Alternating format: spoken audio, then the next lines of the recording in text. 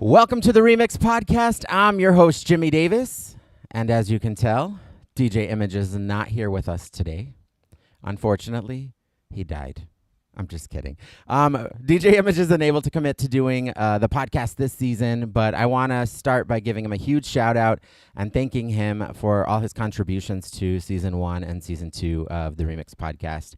I think we built something really beautiful. We were able to create a space where creatives could come and they could share their work and they could just, share about their life and their journey and all of the things that make them who they are. And for that, I really just want to thank DJ Image for working with me to create just such an amazing thing. But now it's time for a new chapter. So this new chapter is called The Davis Report.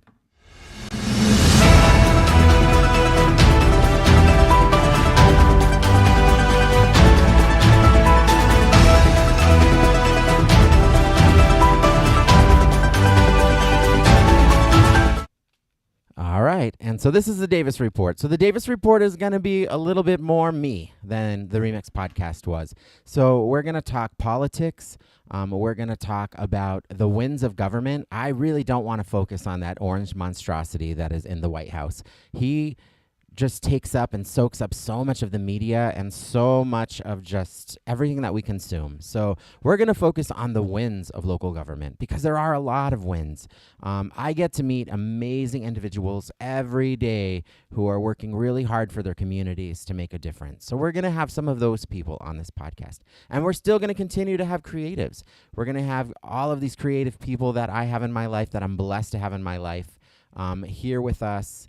In the studio every week, talking about the amazing art that they are creating all over the place. If there's one thing that you should know about me, it is that I am a huge advocate for the arts.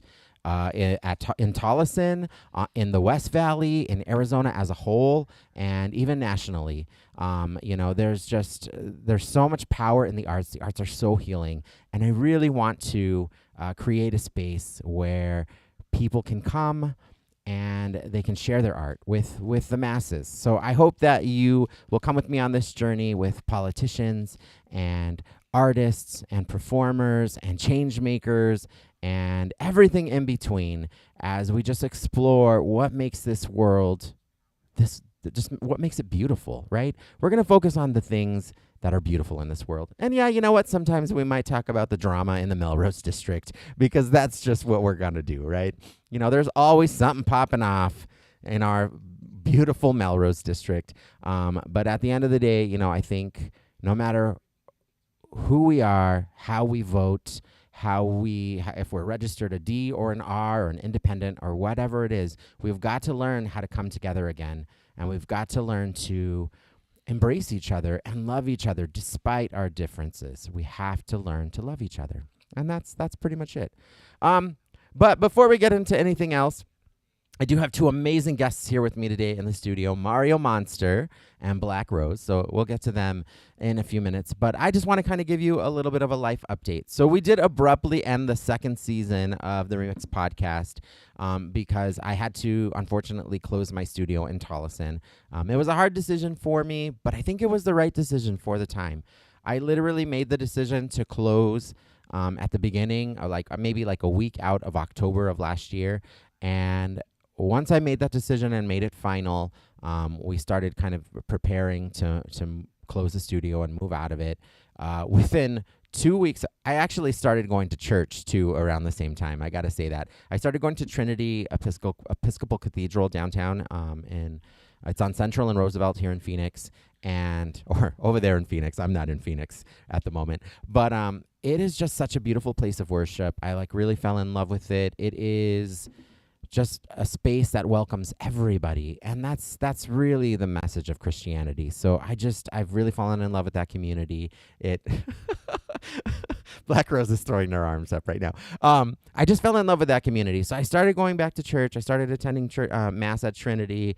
And then like just things just started falling in place for me in my life. Like within 2 weeks of deciding to close the studio, I had a full-time job with the West Valley Arts Council that I wasn't even looking for. So that's one of my major life updates. I'm now the director of programs and administration for the West Valley Arts Council. And so for them, I'm responsible for arts and culture programming for the West Valley. We service all 13 cities west of the I-17, including Phoenix, Tolleson, Avondale, Goodyear, Buckeye. I mean, the list goes on. All the West Valley cities we do programming for. So that's really, really a joy in my life and a really fun thing.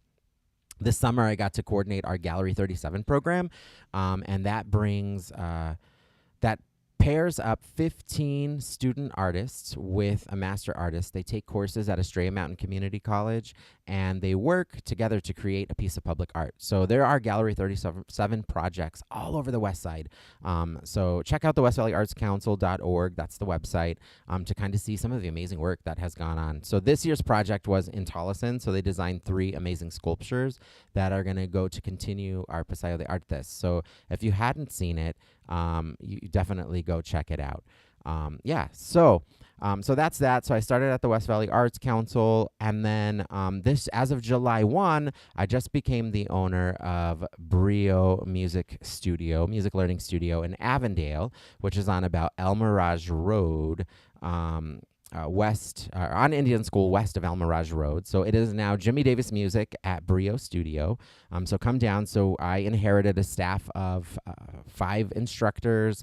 We have there's like 50 some students on the roster. We have an amazing staff. So we've been working this summer on renovating the facility and making it look like a Jimmy Davis Music studio, so that's just been really, really exciting for me. So I guess those are kind of my major life updates, but I am going to make a little side note because I forgot to turn the AC down, I think. So can you turn it down before I collapse because it's hot? We need to go down to like 70. 70. I'm under the lights. You guys get to hear the inside scoop over here. So anyway, and the other major thing, oh my God, I almost forgot, is that I was appointed unanimously the vice mayor of the city of Tolleson also last October. Oh, thank you. They're clapping for me. It was really just something very special and important to me because the way that the vice mayor role works is that every 2 years, because we have 4-year terms as council members, every 2 years we seat a new council, right? The new council is elected. So the 3 that were up for re-election either make re-election or somebody else fills their spot. And then we have a new council. And then amongst our peers, we select a vice mayor. So it was very special to me to be appointed unanimously by all of my peers. And I really hope that I have been making our city proud. I think I have. I've been working really hard. I am on the Valley Metro Regional Transportation Board of Directors. So I've been doing that. So that's more of a regional board. And then I'm also got appointed to the National League of Cities Human Development Federal Committee. So that's kind of special too. So I've just been really busy doing all of these things, and I'm totally tied in with a whole bunch of different other nonprofits too that I'll mention throughout the podcast, including the Greater Phoenix Equality Chamber of Commerce, great organization. Tolleson became the first city to join them this summer, and now I'm going to be a part of their nonprofit board. Anyway, so those are some of the things that I got going on. One more thing of business. I'm going to read. Let me get this ready. I officially declared that I will be running for re-election in 2026. So I'm excited for that. So 2026 is going to be a big year for me. I'm going to be hitting the ground running, and I'm going to just run like I've never ran before because I really want to get out into the community and talk to my people. And let's talk about our wins, let's talk about our losses, and let's talk about how we can do better for the city of Tolleson. So I'm going to read you guys my statement from Vice Mayor Jimmy Davis. It's dated August 4th, 2025. One year from now, Tolleson voters will head to the polls for the 2026 primary election. Today, I'm proud to share that I'll be on that ballot. I'm officially launching my campaign for re-election to the Tolleson City Council. Over the past few months, I've reflected deeply on the work we've done together and the work that still lies ahead. I've thought about the challenges we face, the dreams our community holds, and the kind of leadership we need to keep Tolleson moving forward. I'm incredibly proud of what we've accomplished, from passing inclusive policies and expanding access to the arts, to fighting for equity and regional investment. I've worked hard to ensure that every resident feels seen, heard, and valued. We became the first city in Arizona to join the Greater Phoenix Equality Chamber of Commerce. We passed a Crown Act ordinance, strengthened non-discrimination protection for LGBTQIA+ individuals, and proudly became a certified autism center. We created the new roles of Deputy City Manager and appointed two incredible women, Wendy Jackson and Pilar Sanawi, into executive leadership, forming a team that reflects the people we serve. So all three of our executive team are people of color, and two of them are women. So what other city can say that? I don't think there are many.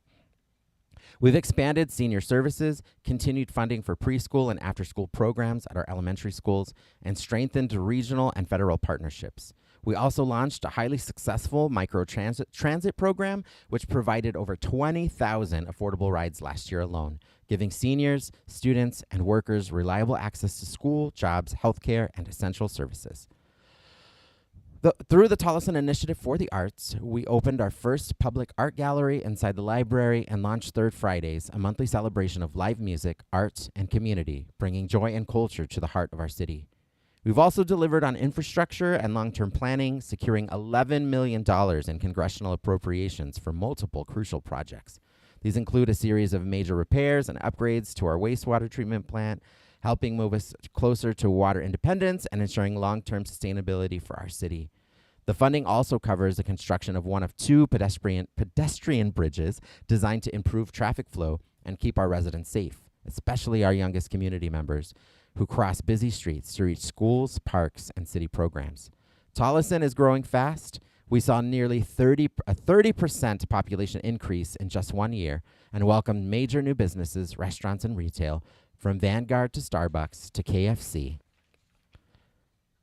Our economic development strategy is delivering, but we're doing it intentionally, ensuring growth that reflects the needs and values of the community. We've also made sure Tolleson has a voice beyond our borders. I'm proud to represent our city on the National League of Cities Human Development Committee, helping shape federal policy around housing, education, and mental health. I also serve on the Valley Metro Board of Directors, where I advocate for regional transit solutions our city needs and deserves. As we're laying the groundwork for what's to come next, I'm honored to chair Tolleson's new initiative to combat substance abuse, a deeply important effort that will bring together prevention, support, and healing. While we haven't announced any specifics just yet, one thing is clear: tackling substance abuse from all angles is vital to the future of our community. But I'm not done yet. Public service isn't just something I do, it's who I am. From the classroom to City Hall, I've always believed that leadership means showing up with heart, vision, and courage. That's exactly how I plan to campaign and how I plan to continue serving. That's why I'm putting out the call. We're building a campaign team, and we need you. Whether you can spare an hour a week or want to be a part of our core crew, there's a role for everyone. Knock doors, make calls, attend events, design content, or help organize behind the scenes. If you believe in the future of Tolleson, now is the time to step in. This campaign isn't just about keeping a seat. It's about building a movement for what's next. For our kids, for our seniors, for every person who has ever dared to believe their voice matters. The future I want to build includes continued economic development, growth in the arts, expanded amenities for our residents, and sustained investment in our youth, seniors, infrastructure, and public health. Let's get to work. Let's do this together. With gratitude, Jimmy Davis, Vice Mayor, City of Tolleson. Anyway, that's my letter. And, we've had, I talked about, cities and different local governments having wins. There are a lot of wins. Tolleson has had a lot of wins. Phoenix has had a lot of wins, but you don't hear about it. All we hear about is the bad news, right? So we're going to talk a little bit about that. So my community spotlight for today is me running for re-election. So I hope that some of you will support me. And if you don't, well, you don't. That's on you. You know what I mean? But I'm here to represent you either way, whether you support me or not, because that's what real leadership is. not calling people out, not threatening people, not threatening to deport people, and not the horrible crap that we see from the White House. So there's that. Okay, that's my hot take for the day. Let me sip on this tea. This is it's actually water in my glass that I got it in Rocky Point in Puerto Penasco. We are sister cities, Tolleson and Puerto Penasco. We just went there a few weeks ago to sign the dotted line, so it's official. And I also, while I was there, I got Manjaro. I'm not gonna lie.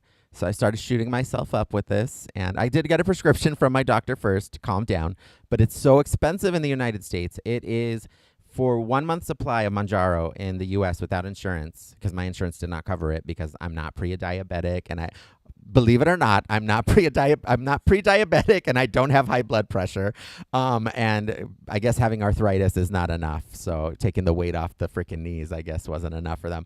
But anyway, so it's like $1,000 a month for Manjaro, like whatever. Then you can get the compound stuff, but that's not FDA approved, and it's not like whatever. You know, it's the efficacy is like questionable. So I'm like, well, I don't want that either. So when I went to Mexico, I priced it and I bought some because it's like way cheaper, like less than half the price. So I've already lost 12 pounds. So if you see me looking like I'm disappearing on this podcast, I'm going to just be a skinny legend. I'm not on drugs, I promise. It's Manjaro, not crack. I'm just kidding. That's such a bad joke. That's a bad joke. But anyway, yeah. So you guys can kind of follow me with my weight loss journey. And, you know, I'm going to start going to the gym, I promise. I used to play volleyball every week, but because of purchasing the studio, I wasn't really able to participate in the summer league. So that kind of sucked. Although I'm still the commissioner of the league. We'll see what happens there. But anyway, yeah. So I'm going to move along from rambling on because Mario and Black Rose are getting bored over here. Mario's ADHD is kicking in full force right now. So, all right, I'm going to invite my first guest up. Who's coming first? Black Rose, right? I didn't put a thing in for her. I forgot.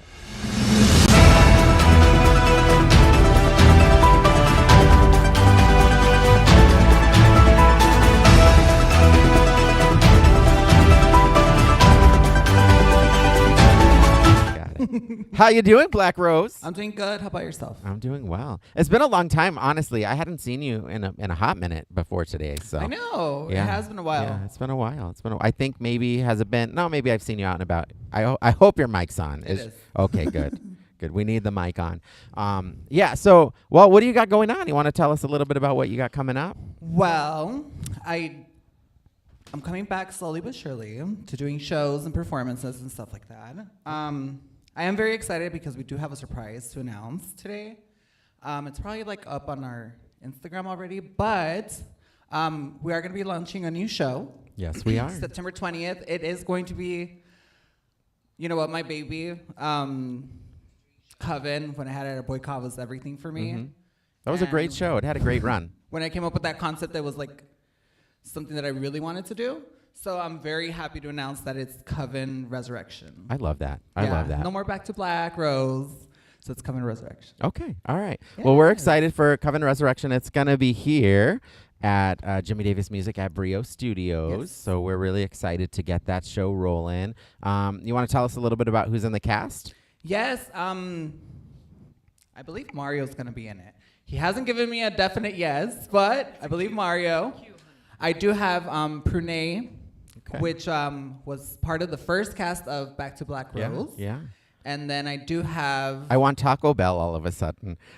Why? They were eating Taco Bell. Oh, that's true. They were. I forgot about their that. acts, they were like, yeah. They were. You know, I'm always stoned on my They shows. they were eating Taco Bell all over the place. So. And then we do have my favorite queen, Danny Licious, who's also going to be on the show.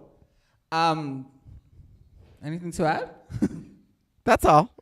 You said you wanted to talk about with Prunay, so we have my drag child, Luis Darko.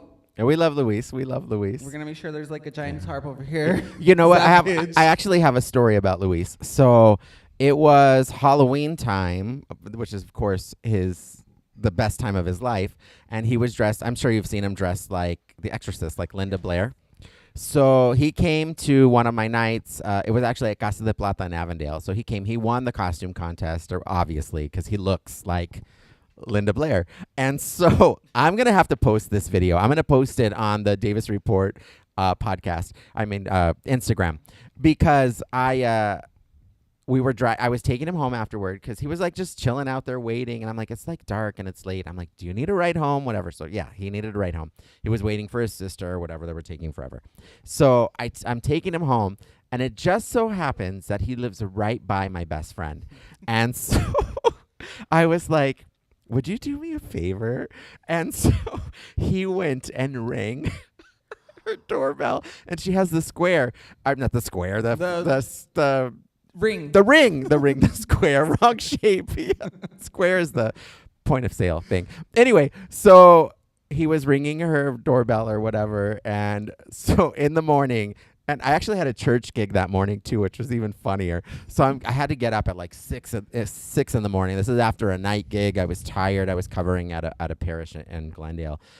Anyway, so she was like, El Diablo, was that you? Was that you? She was so freaked out, like so freaked out. They do look very good. Yes. That's one of my favorite characters that they do. Well, their looks are just always amazing. That's why they were drag baby, because they transform themselves. Yes, they do. They do. Anyway, I will definitely post that video. She was so mad at me for this, but it was the funniest thing. And he was just like, do they have a gun? And I'm like, I didn't even think about this. Like, they're going to all shoot him while he's like, God, yes.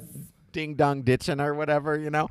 But I was like, no, they don't. They might, but he lived. He's still parading around like Linda Blair sometimes. So. Yeah, so he'll be in your show. Sorry, that was a whole commercial. Who else? And then I have, I'm blinking out because I don't have my phone with me right now, but I do. It's a lot of the original cast from the first Back to Black Rose. All right, cool, cool. So I'm very excited. Well, that's going to be Except for the go-go dancers. Oh, no, the go-go dancers are cut. Okay, no go-go dancers for Coven Resurrection. No, not yet. I will say that, you know, when Coven came to me as a DJ, I really did fall in love with the concept. I love Halloween and spooky, and I don't like scary movies though, but I love like the dressing up and, you know, all of the amazing looks that you guys do. Like, I never knew what to expect, like every single week. Like, no shade, maybe a little bit, but with the other, like a lot of the other drag shows, you know, their looks are always the same. They're always, you guys, it's always something different. There's always something going on. So even sometimes when I don't agree with what's going on, it's, you know, we talked about the last time you were on the funny thing about today is on the Remix podcast, Black Rose had an episode, but it never aired because I could never post it. And she told me that it finally posted. I'm like, that was like a year or two ago. Like, I don't even know how long ago that was. And then Mario was actually on like our pilot episode, like our taster. He was on our taster episode, our tester episode. So like, we never really aired that either. We just went live and we're like testing things out with him. And so it's kind of funny that they're on the first, you together are on the first episode. Hopefully this one posts. This one is posting right now, so we're good to go. But it's funny that you're both on the show together. I think that's really awesome that it worked out that way. So you got the coolest people. So. I did. I love you both so much. So there's that. And both of you, I don't ever know what to expect out of either of you. So it's great. It's great. But you know what, Black Rose, now that let's move past your show a little bit. I actually want to talk. Let me keep my microphone on my face. I'm going to need to figure this out without a desk. It's kind of weird. We need a teleprompter right there. I know. I can't afford a teleprompter. I can't afford DJ Image. I can't afford a teleprompter. Oh, my gosh. I hope I get paid. The check might bounce. Anyway. Don't cash it till next Monday. I know. Don't cash it until the 15th of never. Anyway, so I wanted to talk to you a little bit about your beginnings. I know that the last time you were on, when you were on the remix, we did talk a little bit about that. But, you know, I think you have a very interesting story because, you know, you began, so you're from Nogales, right? Yes, From Nogales, Arizona. Mm-hmm. Yeah, so you're from, you know, the north side of that border city. But you would often sneak onto the other side of the border to perform drag. Can you tell us a little bit about that? Like how you got started? Yeah, so I was 16 when I started going to the bars in Mexico. It was super easy back then. I'm 36 years old, 36 next year. But it was super easy to be able to go to the bars and stuff like that. So I would go to the bars and watch performers, not like cross-dressed yet or anything. But then when I first saw like drag queens performing there, it was more of like a female impersonation, not my like drag. And I was like, I want to be on stage like that. So I asked them, and they let me perform as Gloria Trevi. Was my first number. Okay. And 16 is when I started this whole journey. That's awesome. So, and I guess that's kind of the difference too between drag in the United States versus drag in Mexico, because it's very impersonator driven, right? In Mexico, is it still that way? A lot of places it is. Now it's grown a lot, the drag, because of RuPaul's Drag Race. Because of RuPaul. Yeah, because they even have RuPaul's Drag Race Yeah, Mexico, right? Mm-hmm. Yeah, but that's really changed the game for drag, I think. it's really hard starting like doing like impersonations, because you have to practice your makeup like the artist. You have to watch videos to study their movements and everything, because they'll clock it over there. They'll be like, she doesn't move like that. She doesn't look like that. Like, so the costumes have to be to a T and everything. So it was pretty hard starting that way. I know a friend of mine owns a restaurant on the west side, and they'll do drag shows, but he brings the like impersonators from Mexico. I haven't had the opportunity to go watch a show myself, but I know a lot of people like they really like it. Like, you know, they want to see the impersonators or whatever. But I mean, also people love what you do and what other people do. So anyway, I think that's pretty interesting.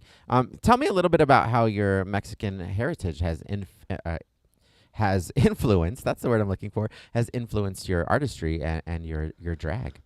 I'm a very proud Latina, Mexican. You my mom's are? from Because I Mexico, remember when you yes. got canceled for No doing matter what people say, I'm Mexican. I have the roots and everything, you know. So, but when I don't do spooky drag, I like doing like very Latina drag. I do a lot of Spanish music. I love mariachi. I used to play mariachi when I was a child, so I love like performing to Rocío Dúrcal and stuff like that. So a lot of the culture and everything. When I had Coven, I did a Dia de los Muertos show, so I like representing my culture. I love that. Yeah, no, I was referring to when we did the Dia de los Muertos show, and people were saying that you were culturally appropriating. And I'm like, she's Mexican, white. y'all. She's Mexican. I'm like, and I'm so's the Zoe. DJ. I'm Zoe Jones by marriage, so. Yeah, it was really silly. People are silly. Like, just shut up, people, sometimes, you know? Okay, so another question that I want to ask you, because I know that sometimes in the drag community, being a trans woman can be a barrier even. So can you talk a little bit about the unique challenges that you've experienced being a trans woman in the drag world? Yeah, actually, when I first came out transgender, I wasn't getting booked.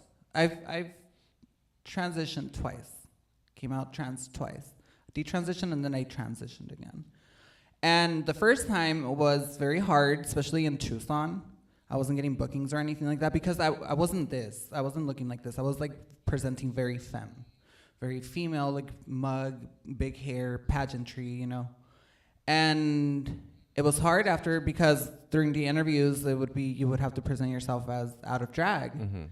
And well, out of drag, I was Zoe.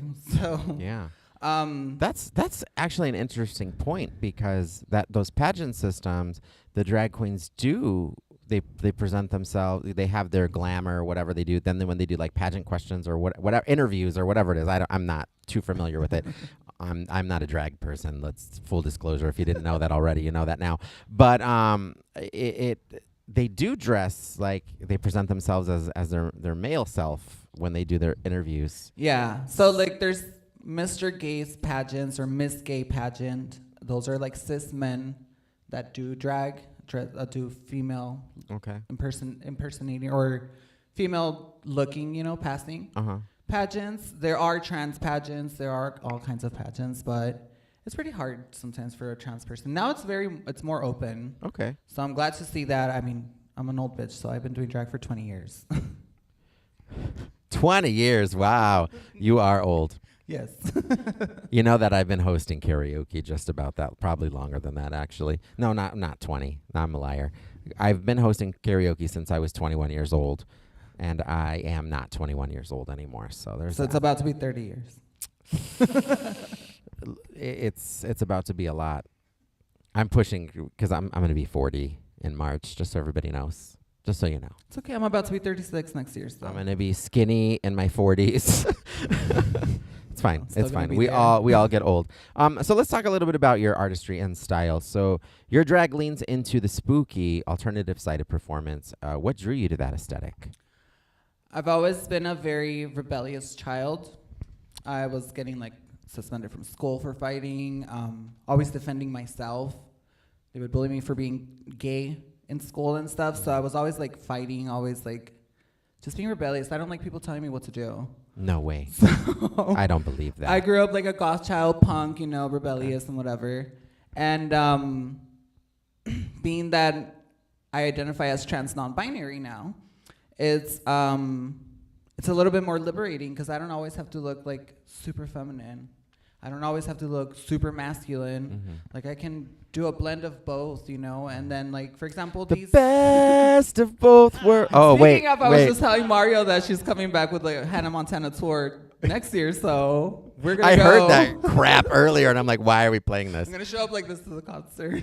I love that. No, but, I love that for you. She will bring you on stage. She will bring you on stage. Yes, I You would should love do that. it. You should do it. No, but for example, this kind of drag, I always create. I suffer anxiety, depression, all that fun stuff, and the way that I let that out is like let my demons out. So that's how I create like Black Rose. That's how I create the persona Black Rose. It's just like my inner demons that scare me, and I'm like, I'm gonna just do it on myself so that I'm not scared anymore. Okay, I love that. I actually really love that. It's a very spiritual like journey for me to create a character. So. So talking about that. So many people think of drag as purely glamorous or comedic, but your work pushes into the darker, more theatrical territories. So, what do you hope your audience feels when they watch you perform? Anything. To be honest, anything. I create my numbers based of how I feel. If I'm feeling depressed that day, I'm gonna do an artistic version of like how I'm feeling that day, with a song and everything. So I do give trigger warnings a lot on my numbers because You I do. self-harm by stapling. I pour wax, I do blood and all that fun stuff. But I also like talk about suicide. I talk about, sadly my dad committed suicide when I was 9 years old. So, and I've tried multiple times. And all of that, that's how I deal with my anxiety, my depression, anything like that. I did a very special number at Cobalt at Trey's show. I want to say like a year and a half ago. It was Dia de los Muertos. It was the day of Dia de los Muertos. And I did a tribute to my dad. I was like full sugar skull and everything. And I remember crying at the end of that number because I was feeling like I was missing my dad. So I want people to feel anger. I want people to feel sad, happy. I want anything. I want people to feel anything when they watch my numbers. I love that. And I love that you are being open about mental health and using your art form as a way to cope and a way to heal.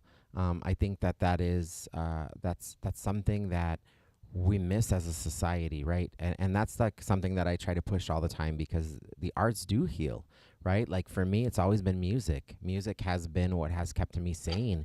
Music has been my escape from sometimes the harsh reality of life, right? It is really, I think I'm here today because of music. I know that. I'm not on the streets hustling drugs or gang banging or whatever because I love to sing. Yeah. If I didn't have that, I would probably be doing some of the things that some of my other friends were doing or whatever, and that came with a whole list of other issues for me being a little boy who sang, right? Like back in the day, that would, it wasn't as open as it is today. So let's just say But like, that it's had crazy to how throw it all hands more than I connects. care. Yeah. Because you guys write music based on how you guys feel, and well, I know there's other drag artists out there that. I'm getting a phone call right now. I'm doing a podcast right now. Sorry, sir. I know that there's other drag artists out there that put their music, like they choose their music based on how they're feeling as well.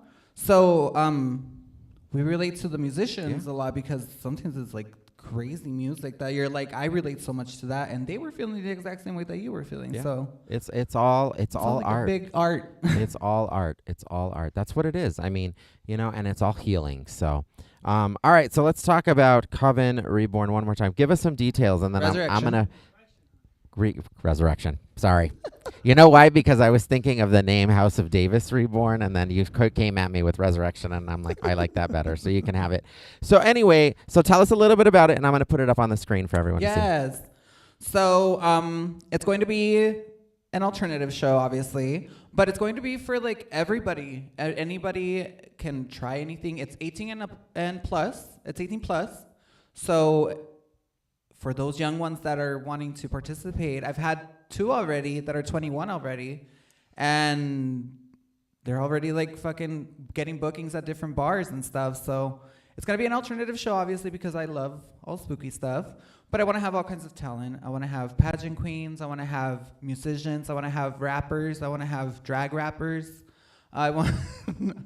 So not the drag rappers. Let's not even talk about that. Hashtag.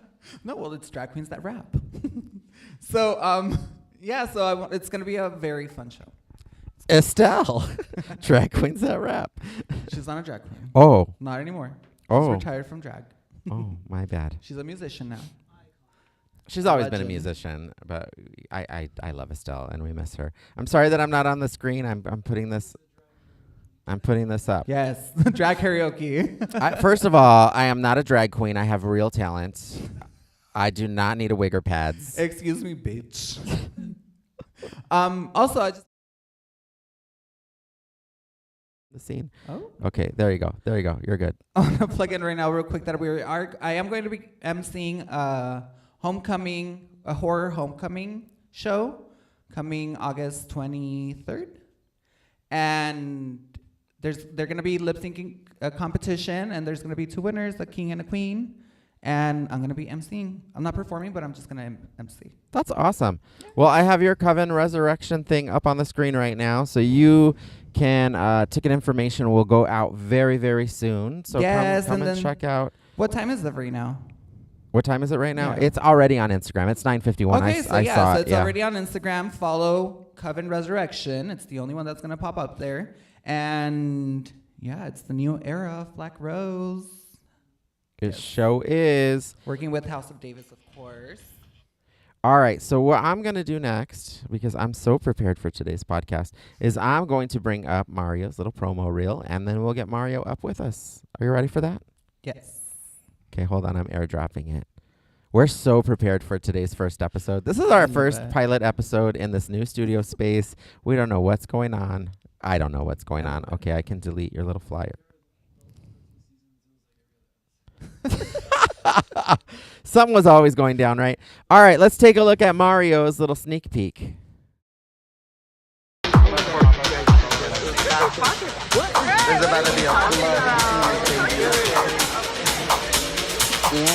She's a sin walker, talking better than her father. In your face, you've got embrace a little legendary, your daughter.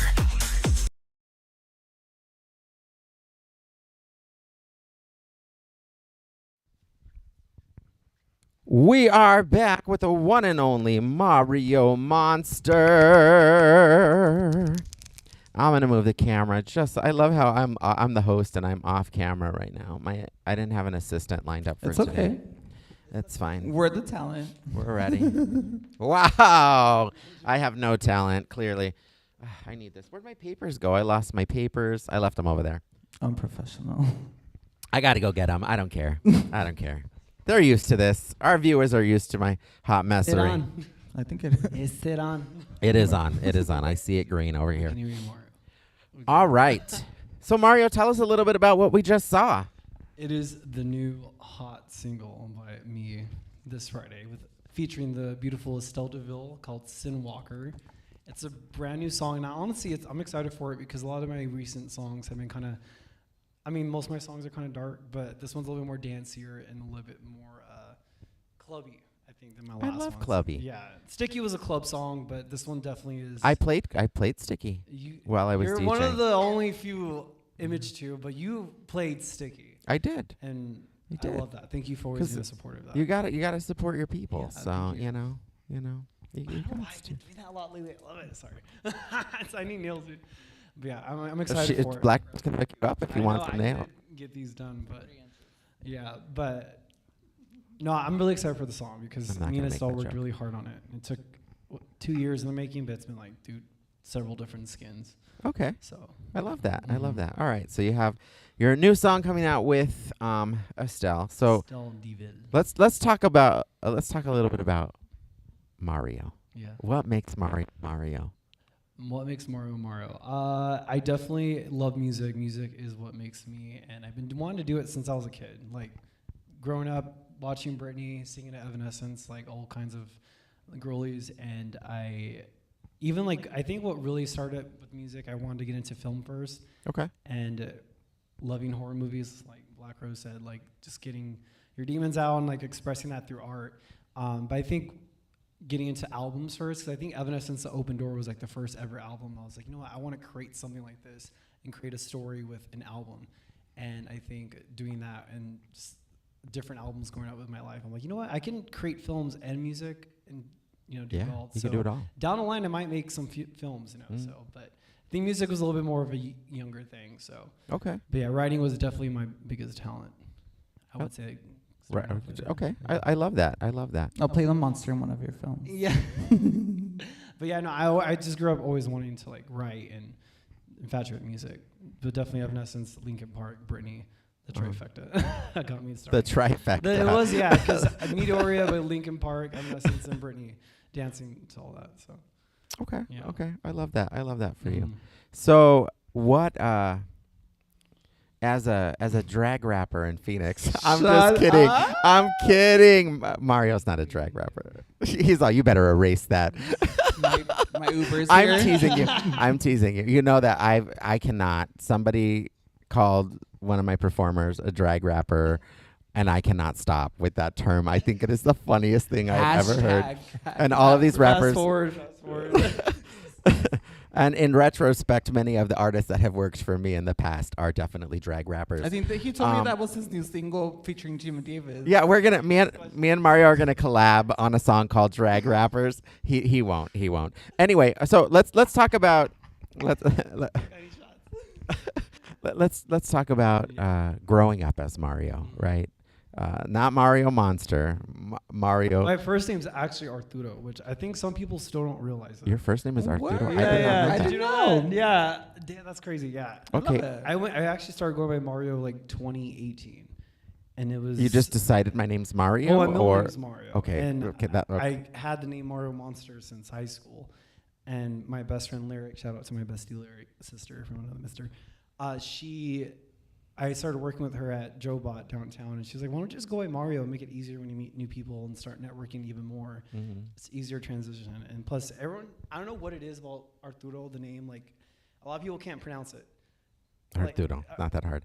But say Artilo, so whatever. So I think since Arturo. yeah. So, anyways, growing up as that, I think just a kid who was always I just can't even picture you as Arturo. Like no. you're Mario. Like Arturo That's Monster. crazy, huh? No, get out of Like, here. get out of here. You are Mario. Mario. And only my family or like friends from like my childhood call me that. So it's really is like, damn, I am Mario now. Yeah, You- growing up, I was just a kid who always dreamt and daydreaming. Like, just did right now. Like even to this day, like all my songs and the way I write, like I just fantasy. Mm. And when I was a kid, I would take the Hot Wheels and the Barbies, make them fight, or do like Mortal Kombat little scenes, or I would With the make Barbie. and I would have them go to like different rooms of the house and go to like different levels and stuff. Like I was a kid who definitely like found something out of nothing, out of everything, because I loved creating stuff. And You know what? I'm gonna out myself right now because I used to love my action figures. Like I'm not kidding. I did not give up my like playing with my action figures until like 8th grade because I just loved like being able to create whatever little like show I wanted just to gave you a challenge of with life. my with my if it wasn't my WWF WCW action figures. Got some of them here.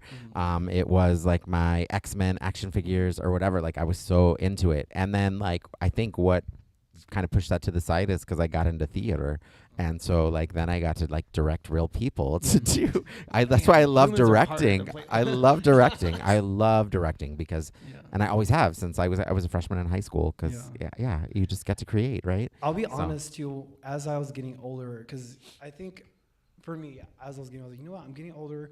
I'm noticing that I still want to do things that kids like play with, be a youthful spirit, but you're not always going to be that innocent kid, like having this. And I was getting sad. I was like, you're not always going to have that.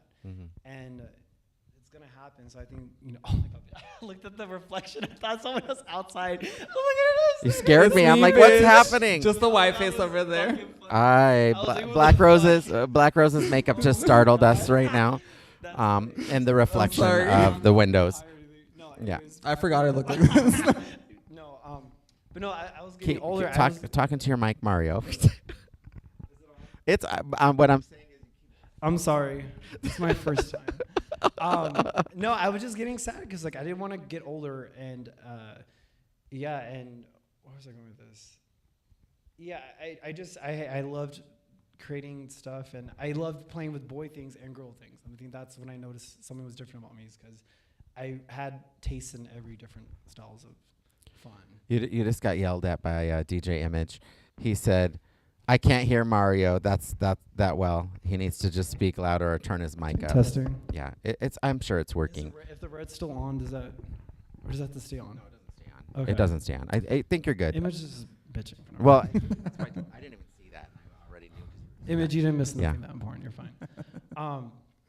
But yeah, and then other than that, I would say How old are you, Mario?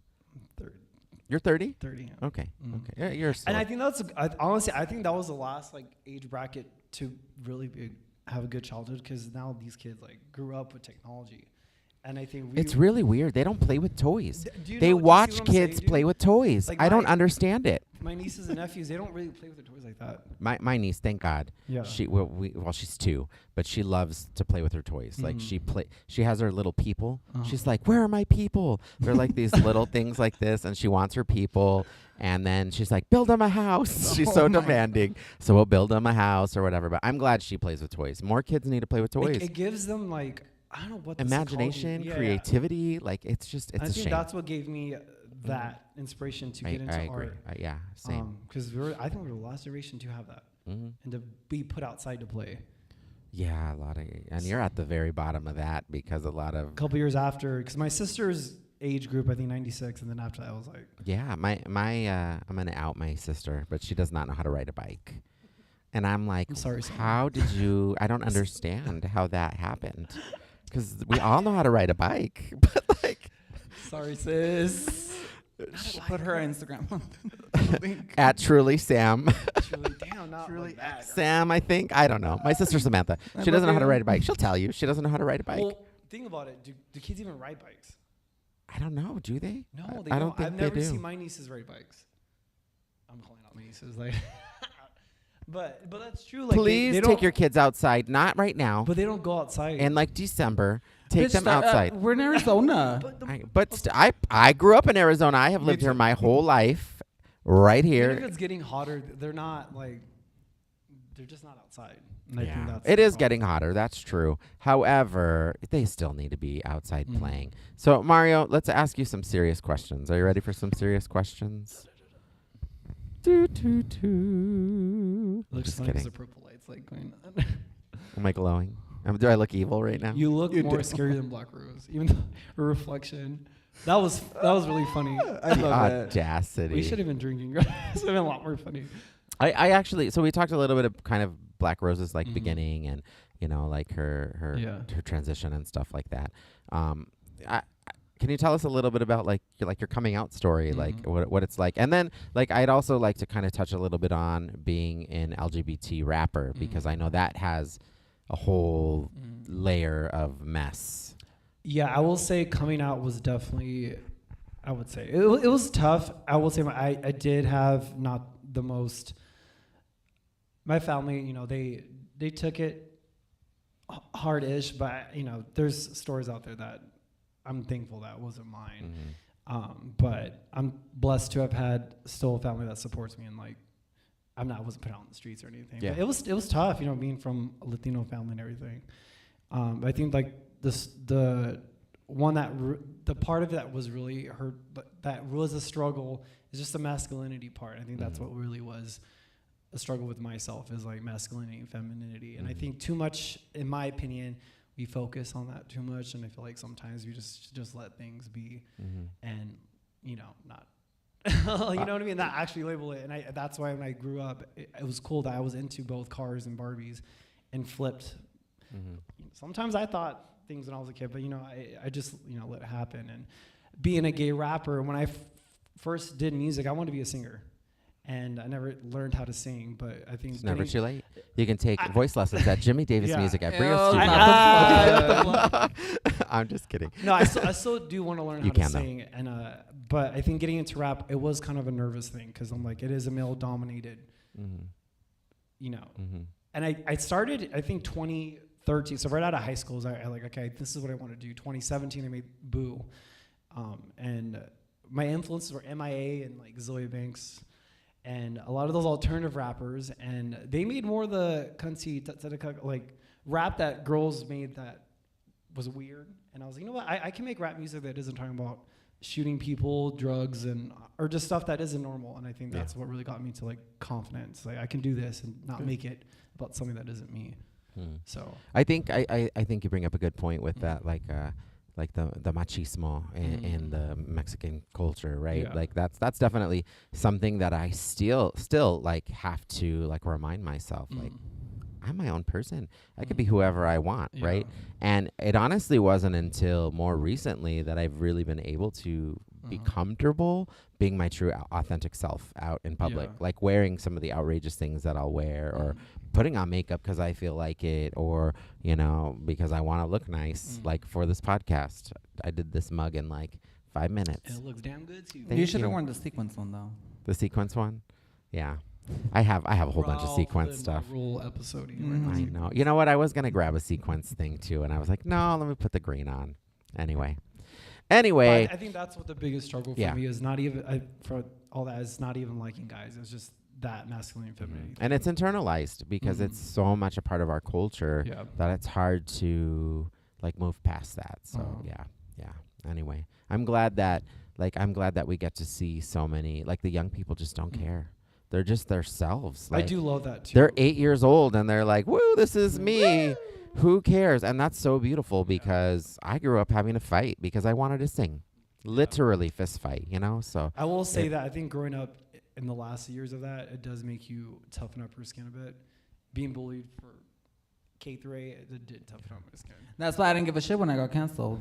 Because I'm like, Right. I've been through worse. yeah, It just makes you like, appreciate yeah. things better. So It really does. say I agree with you. Yeah. And I know that, like, for me, when I decided to come out publicly, like, regardless of all that crap, I did it because I know that lots of kids look up to me. And if I had a kid that made me feel like and I've talked about this before, but they felt like I was ashamed of it, and that's why I hid it. But I wasn't hiding it. I was just shielding myself to protect myself.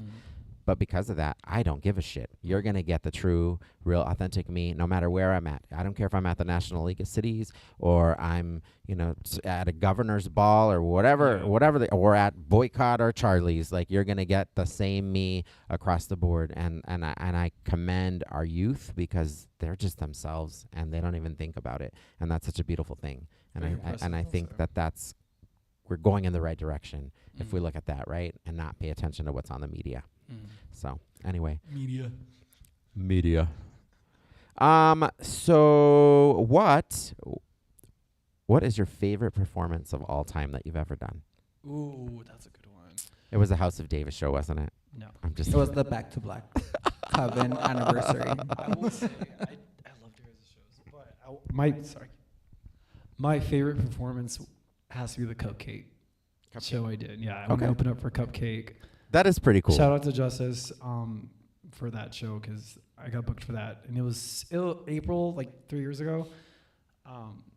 Man, and what's crazy? It was so last minute. I had 5-ish people came, and Kayla, my cousin, shout out to her. She showed up too, and but most of the crowd didn't really know me, and the fact that it was in Orange Tempe, they all lived for what I did, and they were all like, yeah, and the songs weren't really known. Like no one knows my shit like that. But they were living for it, and That's awesome. Cupcake came out. That show was like a high, and Phoenix Pride was crazy too. But Cupcake was like insane. I will actually admit that, like, I think that performing at Phoenix Pride has been some of my favorite performances that I've ever done. It'd be the I people said that don't know I you. said that. It'd be the people that don't know you and see you like, oh my God, that really shine out. It's So. just a high. It is a high. It's like it's a big crowd. It's a big, you know, it's enjoyable. And now they could be better accommodations for performers, but that's a different story. We'll talk about that another day. Anyway, He's such a shit My starter. Uber's here. Mario, outside of music, what one hobby, guilty pleasure, or obsession that people might be surprised to learn about you? What's one of those things? Damn, man, everything's so music focused too. Like, guilty pleasure, hobby.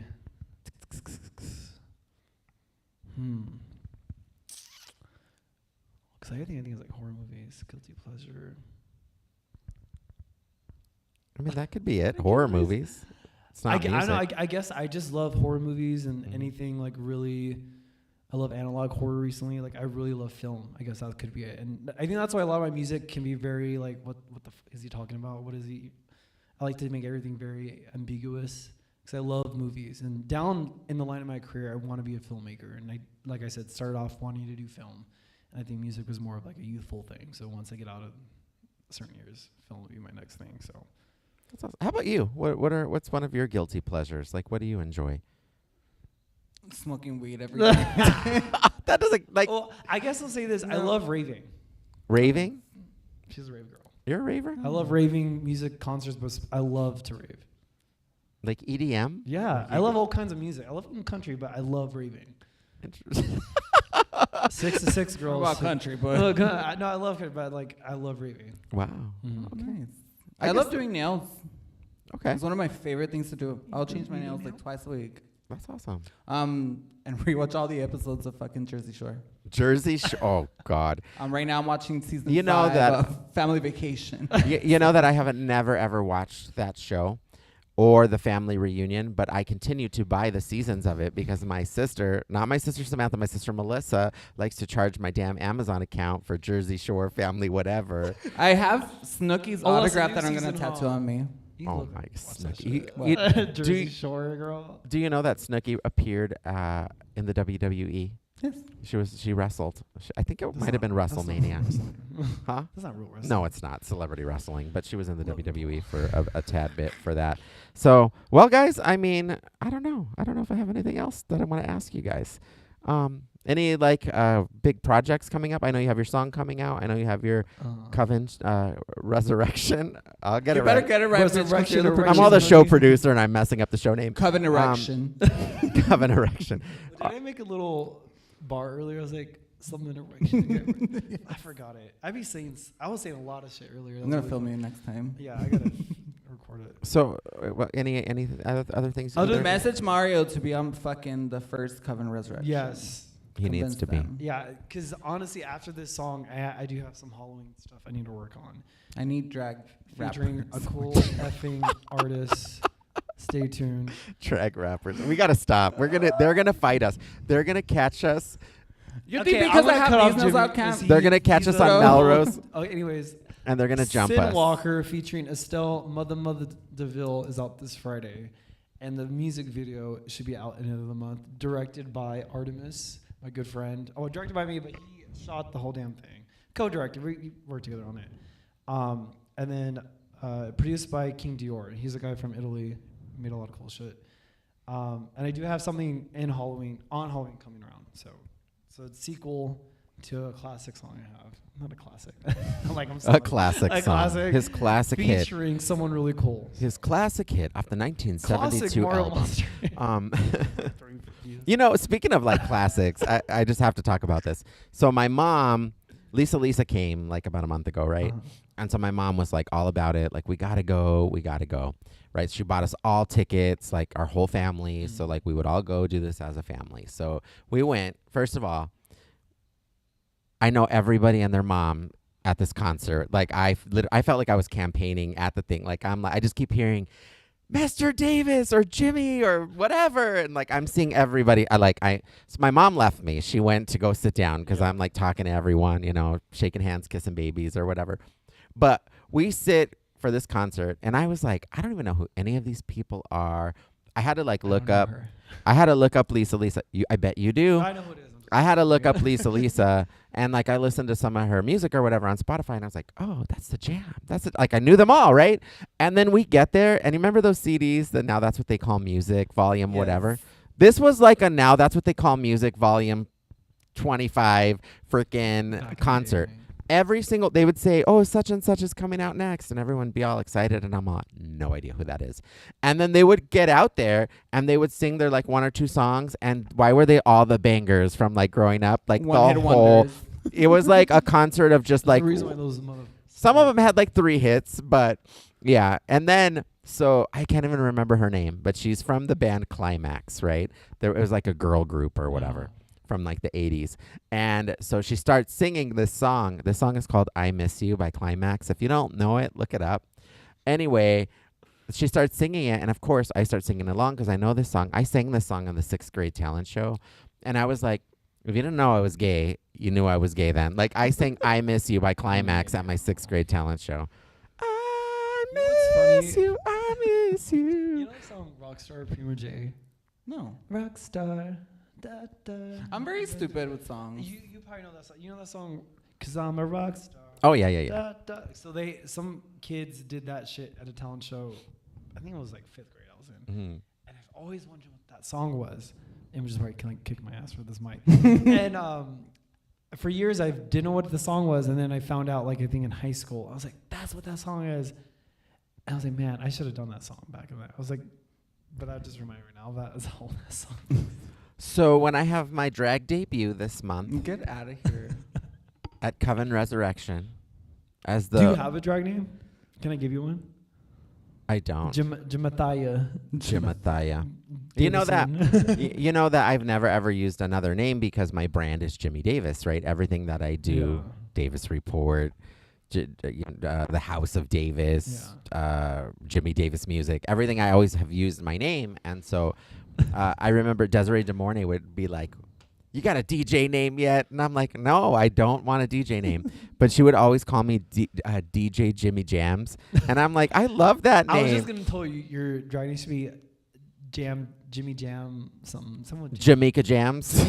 Jamaica Jam. That's not Jamaica happening. Jams. You know what, though? One of these days, I'm going to show you all how it's done.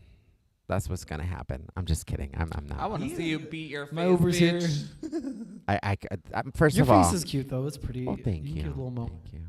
I have a little moment. Wow, did you hear that? It's on camera. Mario called me pretty. Thank you. Yeah, she's pretty. She's Thank you, cute. Mario. She's Thank a you. light 5. Oh! Just kidding. I'm just kidding. So me and Mario are gonna fight in the street after the podcast. Cash me outside. How about that? Anyway, well, it was great to have you both here on the first episode of the Davis Report. I almost said it. the Remix podcast. You almost said that? I was like, thank you for coming to being on the Image is eating Remix this shit podcast. Up today, man. But I'm sure we love you, DJ Image. No, we don't. Okay, I love him. I love he's canceled. I love He's him. canceled. No, He but doesn't work anyway, with cancel people. we're the ones who cancel. We're the ones who get canceled. They try to cancel me constantly. It's like, when are you gonna learn? Never mind. I'm gonna simmer down. Anyway, thank you guys so much. It really means a lot to me. You get the best of both. The best of both Both worlds. worlds. No, really though, I really do appreciate it. It means a lot to me that you guys are on this first episode with me, because you're both pretty important people in my lives at you. this point, Thank you. creatively and just in so many other ways. You're both a mess. And we're all hot messes. It's fine. Both gay. I love how creative both of you are, and you just don't care, and you just do whatever you feel like doing, and I think that is so brave and so amazing. Thank you. Thank you guys for being your true authentic selves and teaching others how to be. And you're okay? really gruel.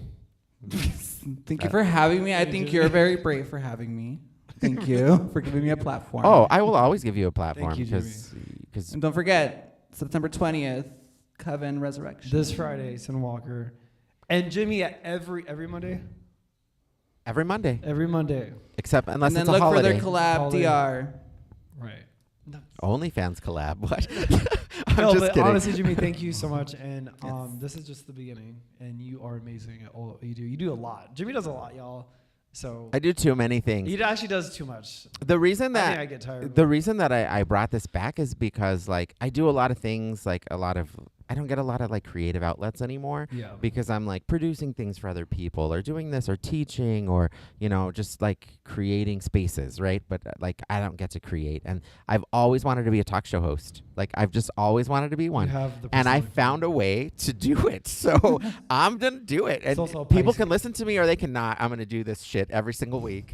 And it's going to be here. So we'll take some breaks There once could in a be while. 100 people in the room. You know that we would average about 100 listeners for every Remix podcast. And somebody was talking to me about the podcast or whatever, or a podcast. And I was like, yeah, you know, I had a podcast and we would average like 100 listeners. Like, no big deal, you know, whatever. And he was like, I love that you're just so honest about it. He's like, most people would come in here and be like, yeah, we've got like 25,000 views. And why? I don't care. Like, it's freaking 100 people would watch us. Like, it's fine. That's kind of cool. I think that's cool that 100 people would pay attention to whatever That's all it BS takes, that we were. It's all our friends. Erection. I know, right? But anyway, again, thank you guys for coming out. And thank you guys for watching at home. I really am going to try to get this on Spotify this time. I know I was trying to do that last time and it was just like too much work. So we'll see. If not, it'll just be a YouTube show for now. But just listen. Every week between 8 and 9, we'll go live. And I'm going to say between 8 and We 9. listen and we judge. We do. We listen and we judge. No, yeah, so that's going to be that for tonight. I just want to say that you can find me this week. I will be at Boycott Bar on Wednesday for karaoke and Thursday. We've been doing Trivioke, which is a mix of like music trivia and karaoke rounds. It's been a lot of fun. So you can catch us 9 to 1. Wednesday and Thursday. Me and Ashira will be there on Wednesday, and then I'm there by myself on Thursday. And then Friday, I will be at Tap Room right here in Avondale. I'm there from 8 to 11, so come sing with me. Come do some music trivia. It's always a lot of fun. That's about all the nightlife stuff that I do right now. I'm trying to tone that down. I did retire from nightlife also in October, and here I am doing nightlife again. I missed it. I'm not going to lie. So yeah. Anyway, with that, I hope that you all have a good night. Thank you so much for tuning in. Remember to take care of yourselves and each other. Spread love, not herpes. I'm just kidding. I got to stop making Spread that 'em. joke. I got to stop making that joke. Just But spread no, 'em. really, guys, really and truly, just remember, no matter what, to always love. Thank you for tuning in. This is the Davis Report. I'll see you next week. Later, cunts. Hurry, because I need to pee, bitch.